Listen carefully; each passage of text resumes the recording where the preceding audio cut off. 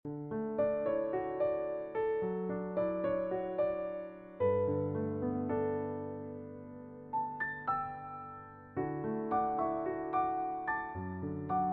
akan mencoba menjawab pertanyaan apa perbedaan utama antara Kristen Protestan dan Katolik ya dalam ajaran dan praktek ibadah.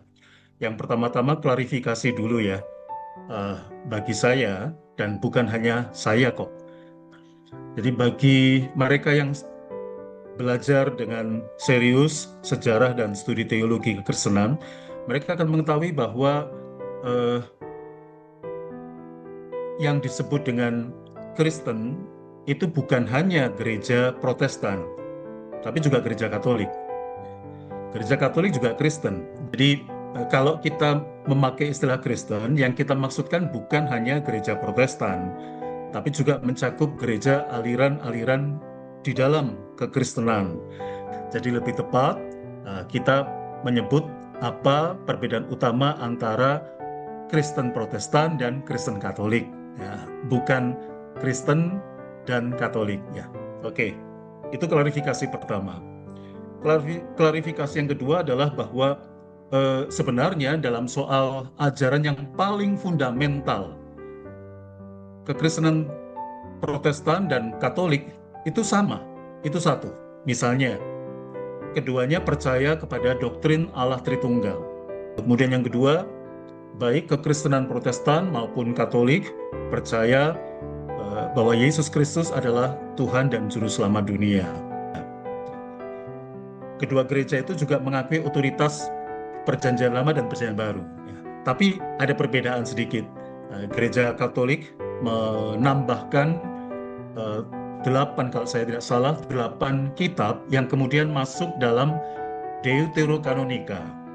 Second Canon itu tambahan dari gereja Katolik yang tidak ada pada gereja Protestan, gitu. Nah itu ada perbedaannya ya.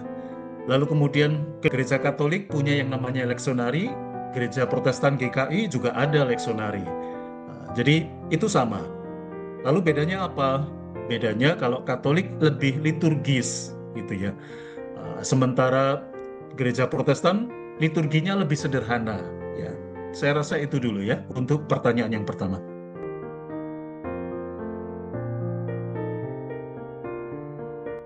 Gereja Protestan itu memang berangkat dari rahim gereja Katolik Roma gitu. Bukan Katolik Timur tapi Katolik Roma.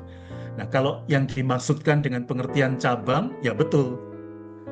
Karena eh, gereja Protestan atau gereja Reformasi memang keluar dari gereja Katolik Roma. Tapi teman-teman juga harus ingat bahwa gereja Katolik Roma itu juga keluar atau lahir dari gereja-gereja yang sebelumnya yang tadi saya sebutkan, gereja Koptik, gereja-gereja kuno di Syria, di Lebanon yang sekarang sudah tidak eksis lagi.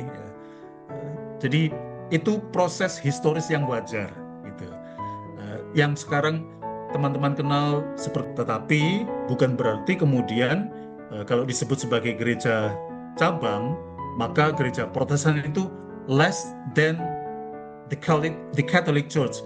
Nggak bisa juga disebut seperti itu. Harap saya menjawab pertanyaan yang pertama ya dari Mavis tadi itu. Kemudian apa sikap orang muda atau generasi muda terkait dengan hal ini? Ini pertanyaan bagus, Mavis. Terima kasih. Jadi anak-anak muda harus lebih kritis daripada orang tuanya. Kenapa begitu? Karena anak muda lebih well informed. Anda dikepung oleh banyak informasi dan data yang sangat mudah untuk Anda akses. Anda bisa menemukannya di internet, di AI, dan macam-macam. Jadi, anak-anak muda sekarang punya kemampuan teknis untuk memperoleh informasi yang lebih valid tentang sejarah masa lampau. Ya. Nah, Anda punya tanggung jawab untuk apa namanya, setidaknya tidak terpengaruh, tidak termakan dengan konten-konten yang toksik dan provokatif. Oke, semoga itu menjawab pertanyaan Mavis ya.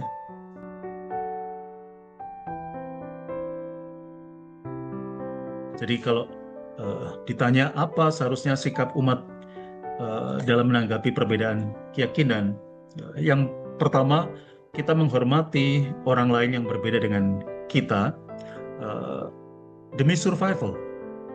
Demi survival. Itu kepentingan kita sejak dari eh, Homo sapiens ya, manusia muncul demi survival. Kita harus eh, berkomunikasi dan mencari titik temu. Nah, tentu ada perbedaan. Nah, perbedaan itu diakui, itu sikap yang dewasa. Jangan disangkal, diakui. Sesudah perbedaan diakui, kita juga harus adil. Kita juga punya kesamaan. Kita sama-sama ingin sejahtera. Kita sama-sama ingin hidup tanpa rasa takut. Jadi, umat beragama harus belajar untuk menghormati perbedaan itu walaupun mungkin dia tidak setuju. Ya. Ketidaksetujuan kita bukan alasan untuk kita melecehkan orang lain. Ya. Kebenaran kita boleh kita anggap mutlak bagi kita, tapi tidak boleh kita paksakan kepada orang lain. Sementara apa peran gereja dalam soal hubungan lintas iman ini?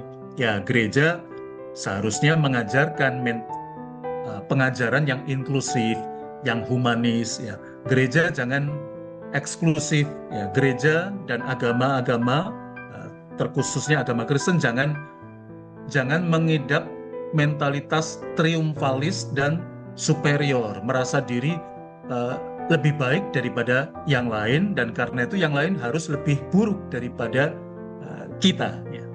Orang lain tidak harus setuju dengan kita tidak harus setuju dengan orang lain, tapi bukan berarti kemudian orang lain harus tampak buruk supaya kita tampak baik. Kan gitu. Orang lain harus tampak jahat supaya kita tampak saleh. Itu tidak dewasa.